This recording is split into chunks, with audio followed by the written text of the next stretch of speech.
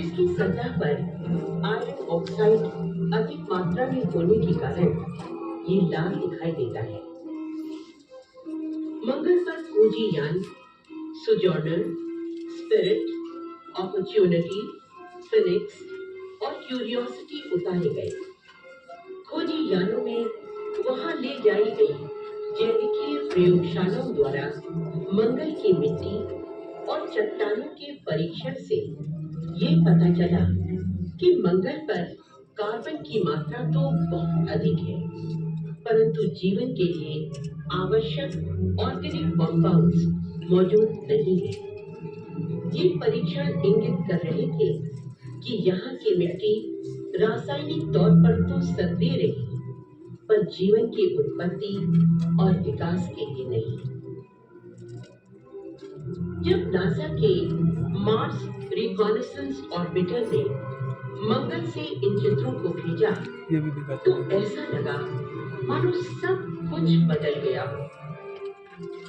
स्वयं देखिए, सतह पर बनी 100 मीटर लंबी इन धारियों को देखकर क्या ऐसा नहीं लगता कि ये द्रव प्रवाह से बनी हो? और हाल ही में इसी क्षेत्र से प्राप्त अन्य आंकड़ों के विश्लेषण से वैज्ञानिकों द्वारा यहाँ पर जल की उपस्थिति के प्रमाणों की पुष्टि भी की गई। हमारे मंगलयान और नासा के द्वारा किए गए अन्वेषणों से पता चलता है कि मंगल एक जीवन विहीन और रहने लायक दुनिया नहीं है, बल्कि वहां सूक्ष्म जीवन की संभावनाएं मौजूद हैं।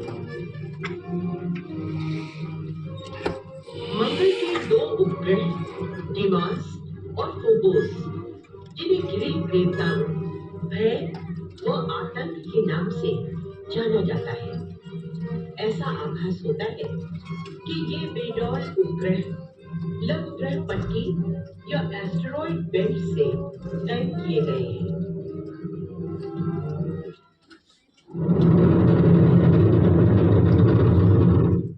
अब हम मंगल से दूर हजारों चट्टानों के इलाके की ओर बढ़ रहे हैं। यही है लघु ग्रह पट्टी। हो सकता है कि इनमें से कोई चट्टान हमसे टकरा भी जाए।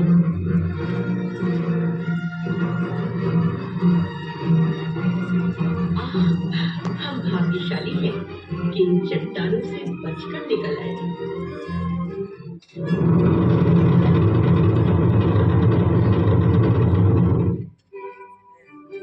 उस ग्रह को देखिए, बृहस्पति या जुपिटर, सौर परिवार का सबसे बड़ा ग्रह अपने उपग्रहों के साथ। ये है कैलिस्टो उपग्रह, एक बर्फीली दुनिया जिसमें गड्ढे ही गड्ढे हैं। इनमें से कुछ गड्ढों का फैलाव 200 किलोमीटर तक का है। ये है गैनीमीड, उपग्रहों का राजा, सौर परिवार का सबसे बड़ा उपग्रह, यानी हमारे चंद्रमा से भी आकार में 1.5 गुना बड़ा। इसकी सतह में उपस्थित गड्ढे बुध ग्रह के गड्ढों के समान प्रतीत होते हैं। यूरोपा, ब्रह्मांड की एक सुंदर बिलियर्ड्स गेम। इसकी सतह पर कहीं तो दरारों का जाल नजर आता है, तो कहीं पूरा सपाट क्षेत्र है। आईओ, आश्चर्यजनक, ये बृहस्पति का सबसे निकट का उपग्रह, छोटा लेकिन सक्रिय। प्रकाश की इस नीली किरण को देखिए, ये ज्वालामुखी से निकलने वाला लावा है जो कई 100 किलोमीटर की ऊंचाई तक जाता है।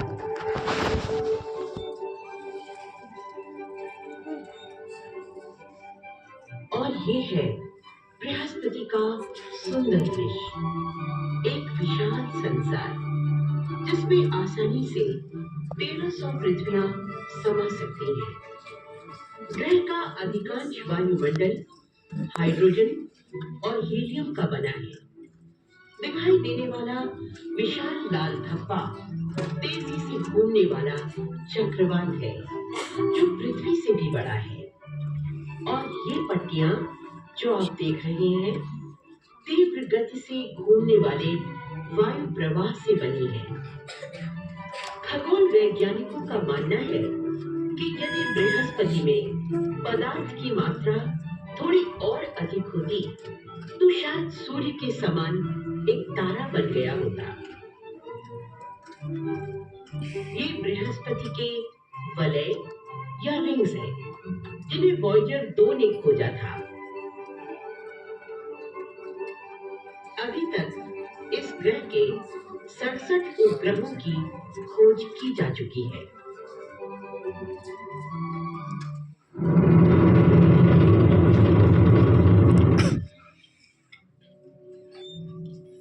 और ये है बलियों का राजा शनि ग्रह या सैटर्न। सुंदर दिखाई देने वाला यह ग्रह इतना हल्का है कि अगर इसे किसी पानी से भरे टब में रखा जाए तो हमें ये गुब्बारे के समान तैरता दिखाई देगा, क्योंकि इस ग्रह का घनत्व बहुत कम है, 0.7, यानी पानी के घनत्व से भी कम। अब हम सुंदर ग्रह और उसके लुभावने वलय की ओर बढ़ रहे हैं। पृथ्वी से इन वलयों को हम एक साधारण दूरबीन की मदद से भी देख सकते हैं। ये वलय पानी के बर्फ के छोटे बड़े टुकड़ों से मिलकर बने हैं, जिनका आकार कुछ सेंटीमीटर से लेकर कई किलोमीटर तक होता है। हर टुकड़ा स्वतंत्र रूप से शनि ग्रह की परिक्रमा करता है। वलयों का फैलाव 3 लाख किलोमीटर तक का है और चौड़ाई में 1 किलोमीटर से भी कम। शनि के अब तक 62 उपग्रह ज्ञात हैं। टाइटन शनि ग्रह का सबसे बड़ा चंद्रमा है। इसका वायुमंडल अधिकांश नाइट्रोजन से बना है, हमारी पृथ्वी के वायुमंडल के समान है। खगोल वैज्ञानिक ये मानते हैं कि टाइटन के वायुमंडल के नीचे द्रव मीथेन की नदियां मौजूद हैं। ये ठंडी जमी हुई दुनिया है। क्या टाइटन पर जीवन विकसित हो सकता है? अरबों वर्षों बाद सूर्य एक लाल दैत्य तारा बन जाएगा और पृथ्वी को निगल लेगा। उस समय टाइटन की स्थिति पृथ्वी के समान होगी और वहां जीवन विकसित होने की संभावना रहेगी। और ये है एनसेलेडस, एक छोटी बर्फ से ढकी दुनिया।